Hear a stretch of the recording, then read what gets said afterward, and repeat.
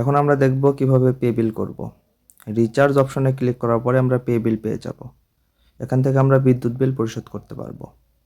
Pay বিলে click করার পরে এখানে আমরা পল্লী বিদ্যুৎ prepaid postpaid, DESCO prepaid postpaid এবং শহরে বেশি চলে নেসকো প্রিপেইড পোস্টপেইড।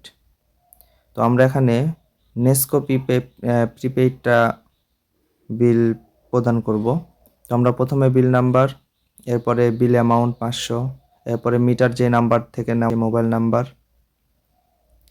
নোটের এখানে মিটারের যেই হোল্ডার নেম, যিনি মালিক তার নাম এবং নিচে মাস।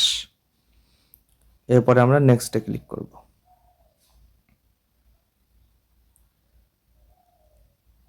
এরপরে আমরা উপরে সবকিছু চেক করে দেখব, দেখে আমাদের অ্যাপসের যে পিন আছে পিন দিয়ে আমরা সাবমিট করে দেব।